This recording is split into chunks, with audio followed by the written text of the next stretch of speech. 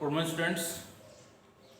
Today we are solve the numerical problems for equations of motion in case of gravity.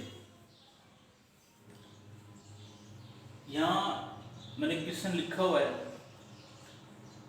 आज हम numerical solve कर रहे हैं. Equations of motion जो थी हमारी कल हमने बताई थी इन केस ऑफ ग्रेविटी, उसके ऊपर दिए हुए है. फर्स्ट क्वेश्चन है, ए कार फॉल्स ऑफ ए लेज. एक कार जो है एक पुल से कुछ हाइट से आप कह सकते हो नीचे गिरती है and drops to the ground in 0.5 second. 0.5 second के अंदर वो ग्राउंड को टच करती है. तो जी आपको ये लेना है, जी की gravity, ji means acceleration due to gravity. इसकी वैल्यू ये लेनी है आपको.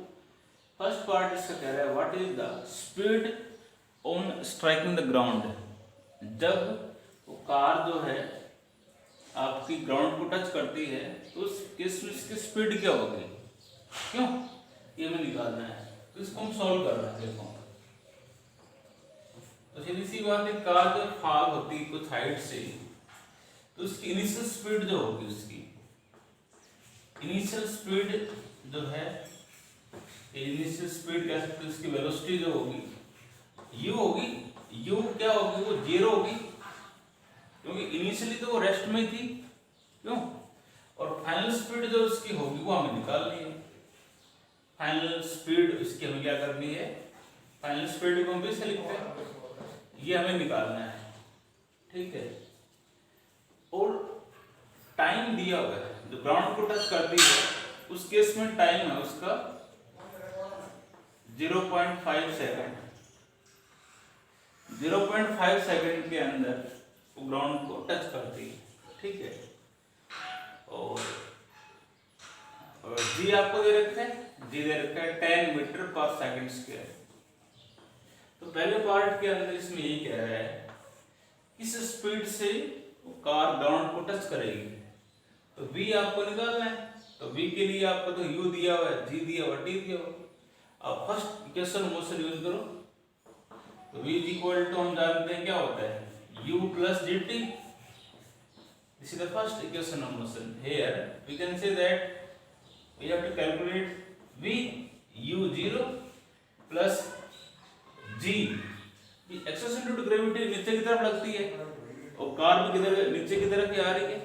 इसको g की वैल्यू पॉजिटिव में होगी, ये ध्यान रखोगे आप.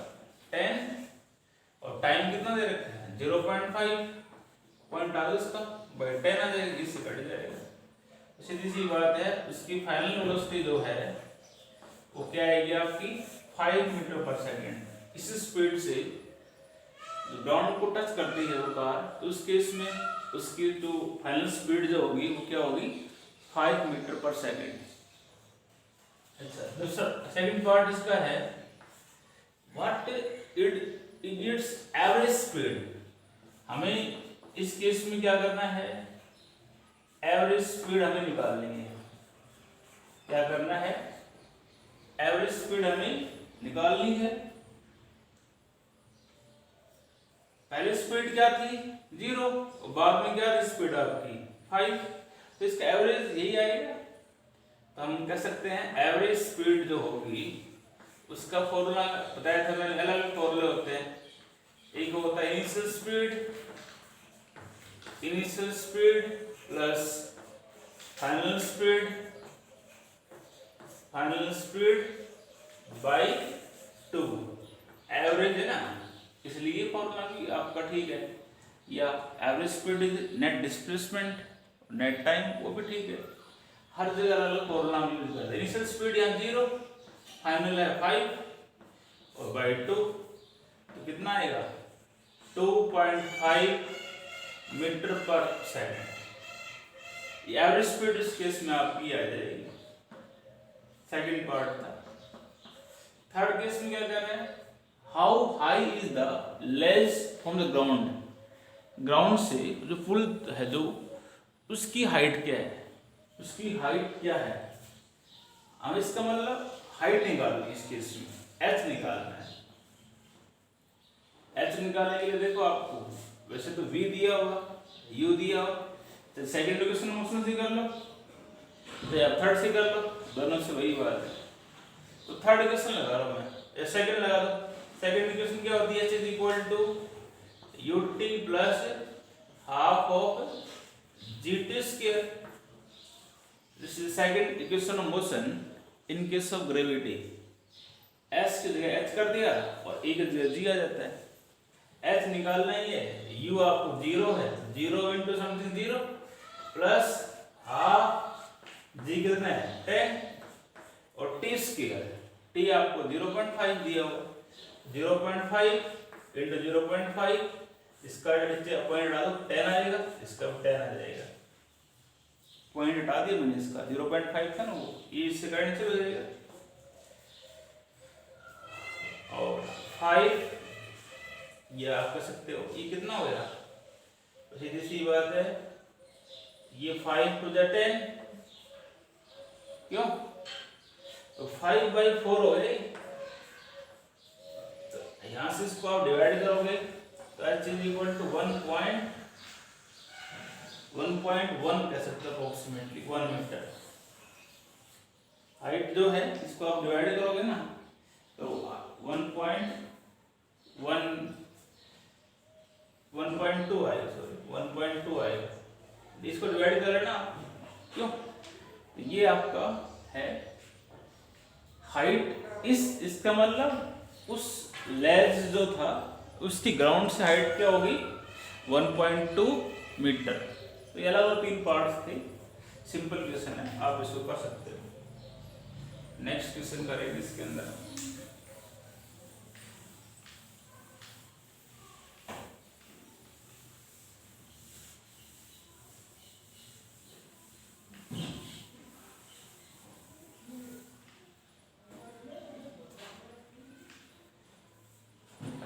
दिया हुआ है, an object is thrown, question में सेकंड है, an object is thrown vertically upward,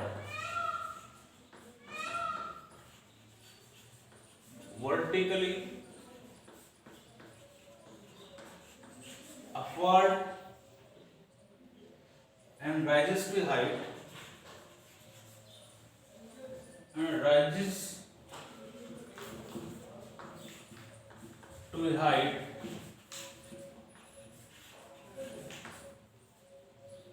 of 10 meter.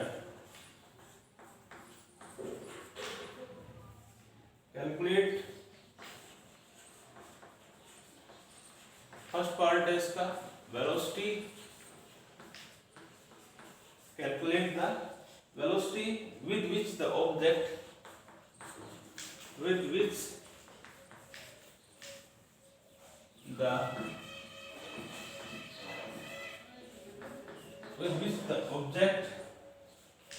was thrown upward, ठीक है। दूसरा पार्ट इसका है the time taken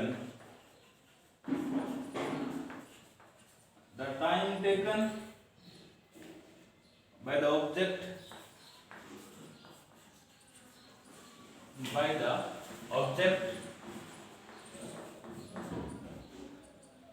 to reach the highest point,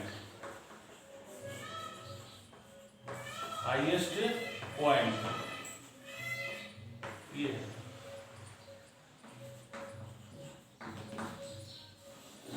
question में दिया हुआ है, एक ऑब्जेक्ट को हम थ्रो कर रहे हैं किधर, वर्टिकली अपवर्ड, ऊपर की तरफ, ठीक है। Rise to height of 10 metre, rise to height of 10 metre, इसका मतलब हाइट जो उसने ट्रेवल की, डिस्टेंस जो कवर किया वो कितना किया 10 metre. Calculate the velocity with which the object was thrown, इसका मतलब हमें वेलोसिटी है, calculate the velocity with which the object was thrown upward, उस ऑब्जेक्ट को किस वेलोसिटी से थ्रो किया, इसका मतलब हमें क्या करना है, इनिशियल वेलोसिटी इसकी निकालनी है। और सीधी सी बात है, जब 10 मीटर का डिस्टेंस कवर करेगा ऑब्जेक्ट तो वहां रुकेगा, तो उस केस में इसकी फाइनल स्पीड जो होगी वो क्या होगी, वो जीरो होगी। वो क्या होगी, जीरो होगी ना। और एक बात और है, यहां पर जी जो होगा, जी जो होगा अगेंस्ट ग्रेविटी बॉडी मूव कर रही है, तो इसका मतलब जी क्या होगा, -10 मीटर पर सेकंड स्क्वायर। नेगेटिव में आएगा जब भी बॉडी आपकी एक्सेलरेट हो रही हो अगेंस्ट ग्रेविटी, ऊपर की तरफ यदि थ्रो कर रहे हो, जी नेगेटिव होगा। बॉडी नीचे की तरफ आ रही है, इन केस ऑफ ग्रेविटी मूव करेगी, जी उस केस में पॉजिटिव होगा। तो हमें इसमें यू निकालना है। तो यू के लिए आपको देखो, आपको एस दे रखा है, बी दे रखा है, जी और यू। इसके लिए आप थर्ड इक्वेशन लगा दो। तो थर्ड इक्वेशन क्या होती है, v square minus u square is equal to 2gh। V तो जीरो, यू निकालना है 2g माइनस 10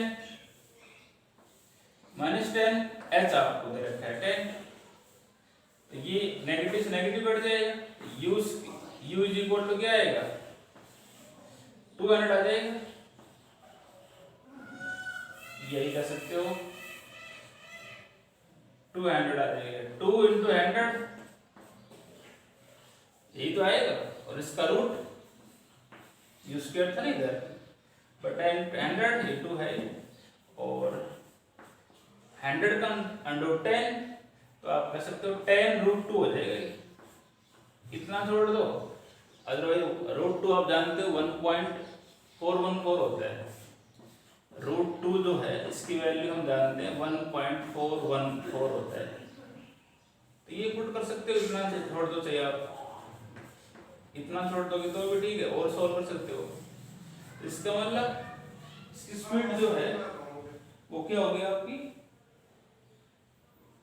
ये आ जाएगा आपका 10√2 मीटर पर सेकंड स्क्वायर। अदरवाइज यदि आप 9.8 लोगे ना, 9.8 यदि आप इस केस में लेते हो तो और इजी हो जाएगा। ये भी आपका ठीक है, ठीक है। ये जी को 9.8 लोगे, ठीक है। तो जी की आपको ये हाइट 10 दे रखी है, क्वेश्चन में हाइट 10 दे रखी है। हाँ, तो वही बात है, अप्रोक्सीमेटली यही आएगा। आप इसको सॉल्व कर सकते हो, ठीक है। पहला पार्ट हो। दूसरा पार्ट इसका क्या है, the time taken by the object to reach the highest point. जब उसको हम ऑब्जेक्ट को ऊपर की तरफ थ्रो करते हैं तो हाईएस्ट पॉइंट तक जब पहुंचता है तो उसका टाइम कितना लगा, कितना टाइम में वो इतना डिस्टेंस कवर किया, ठीक है। तो इसको निकालने के लिए देखो, आप टाइम निकालने के लिए v दे रखा है, सेकंड इक्वेशन लगा दो। सेकंड लगाओगे तो यही वैल्यू आपको इसको सोल्व करना पड़ेगा, ये यूं कर लो। चलो आप g को 10 मतलब आप 9.8 ले लो। एग्जैक्ट वैल्यू यही होती है इसकी, g की एग्जैक्ट वैल्यू क्या होती है 9.8 मीटर पर सेकंड स्क्वायर। और थोड़ा सिंपलीफिकेशन, थोड़ा कैलकुलेशन थोड़ा इजी हो जाए, इसलिए हम 9.8 ले सकते हैं, 10 ले सकते हैं इंटू 10। तो इसका पॉइंट आ दो, 10 आ जाएगा, इससे कट जाएगा। u square is equal to आपको 196 आ जाएगा, और u इज इक्वल टू आएगा आपका 14 आ जाएगा। क्या है, 14 मीटर पर सेकंड। 196 का रूट जो करोगे ना, तो ये आपको 14 मीटर पर सेकंड आ जाएगा। इस केस में आप टाइम निकालना है, सेकंड इक्वेशन लगा दो। h इज इक्वल टू क्या होता है, ut प्लस हाफ हो, तभी से हार्ड हो जाएगा। आप फर्स्ट इक्वेशन लगा दो। फर्स्ट इक्वेशन क्या होती है, v is equal to u plus dt। Second से भी आ जाएगा, सेकंड इक्वेशन क्वेश्चन से आ जाएगा, इससे थोड़ा इजी हो जाएगा क्योंकि v तो आपको दिया हो 0 और u आपको 14 हो गया। g माइनस 9.8 और t निकालना है, तो 9.8t इज इक्वल टू 14। तो T इज इक्वल टू 14/98, ऊपर इसका 10 आ जाएगा। ठीक है, तो ये आपका इसका आएगा। इसको आपको सोल्व करना पड़ेगा। इसको सोल्व करोगे तो लगभग आपका, मैं सोल्व नहीं कर रहा, आप सोल्व खुद करोगे, 1 पॉइंट समथिंग आएगा, 1.43 आ जाएगा। टाइम पीरियड क्या होगी? सेकंड। इसको आप डिवाइड करोगे ना तो ये वैल्यू आएगी। 3 निकाल, इसको इधर ले, पॉइंट आज इससे 10 आ जाएगा। इसको सोल्व करोगे। ठीक है, तो ये क्वेश्चन थे, इसके एनसीईआरटी क्वेश्चंस थे दोनों इंपॉर्टेंट क्वेश्चंस हैं, आप इनको सोल्व करोगे। ठीक है, इसके बाद हम नेक्स्ट टॉपिक एक करवाते हैं, मास क्या होता है। ठीक है, फिर बाकी कल या परसों चैप्टर आपका हो जाएगा कंप्लीट।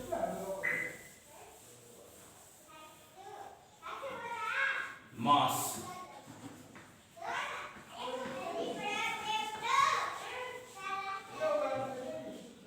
कोई भी बॉडी है, मान लो, उसका हमें मास को डिफाइन करना है। तो मास आप जानते हो, quantity of matter contained in the body. कोई बॉडी है, उसमें क्वांटिटी ऑफ मैटर क्या है, कोई बॉडी में कितना मैटर कंटेन कर सकता है, पदार्थ उसमें कितना कंटेन कर सकता है, quantity of matter contained in the body is called mass. Definition इसकी यही है, mass of a body, mass of a body is defined as the quantity of matter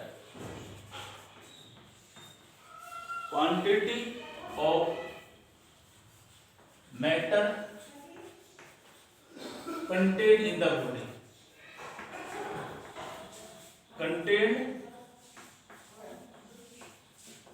the body, कोई भी बॉडी है, उसका मास क्या होगा? क्वांटिटी ऑफ मैटर, मैटर की क्वांटिटी क्या है, मास कहलाएगा। And mass body measures inertia, किसी बॉडी का मास जो है, mass of a body measures the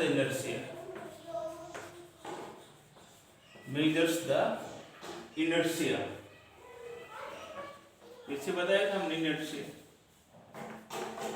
जितना बॉडी का मास ज्यादा होगा, उसका इनर्शिया उतना ही ज्यादा होगा। हैवियर बॉडी का मास ज्यादा होगा, लाइटर बॉडी है, हल्की बॉडी है, मास उसकी इनर्शिया क्या होगा? कम होगा। तो मास किसी बॉडी का वो इनर्शिया को मेजर करता है। और एसआई यूनिट जो होती है मास की, जो एसआई यूनिट जो होती है वो किलोग्राम होती है। एसआई यूनिट क्या होती है इसकी? किलोग्राम होती है। इसको हम केजी से रिप्रेजेंट करेंगे, इसको हम केजी से रिप्रेजेंट करेंगे। ठीक है, अब इसकी कैरेक्टरिस्टिक्स की बात करते हैं।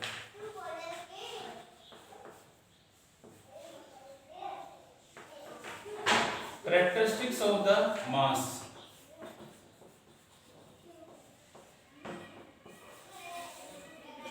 कैरेक्टरिस्टिक्स ऑफ द मास, एक तो आप कह सकते हो मास एक स्केलर क्वांटिटी होती है, डायरेक्शन नहीं होती इसकी। एक तो स्केलर क्वांटिटी है, मास कैसी क्वांटिटी है? स्केलर क्वांटिटी है। सेकंड, इसमें हम कह सकते हैं कि mass is measured by the spring balance. Mass को हम मेजर कर सकते हैं स्प्रिंग फिजिकल बैलेंस से, उसको हम कह सकते हैं। Mass of a body, mass of body measures the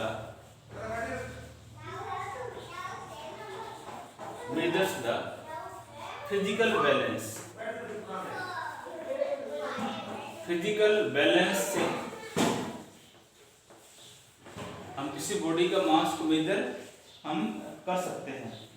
ठीक है, मास कभी जीरो नहीं होता, मास हमेशा पॉजिटिव में होता है, नेगेटिव होगा ना कभी जीरो होगा।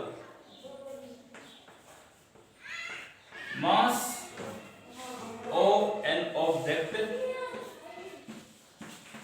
Can not be zero, can not be zero. Mass कभी आपका जीरो नहीं होता और नेगेटिव नहीं होता, it is always positive. Mass जो है हमेशा पॉजिटिव में होता है।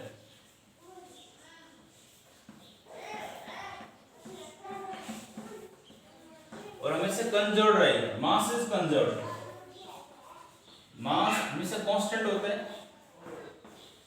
मास क्या होता है, कंजर्व्ड का होता है कांस्टेंट। मास जो है हमेशा क्या होता है आपका, कंजर्व्ड होता है। मेन पॉइंट्स मैंने बताए, यही आपके इसके हैं। मास जो है स्केलर क्वांटिटी है, मास को हम फिजिकल बैलेंस से हम मेजर करते हैं।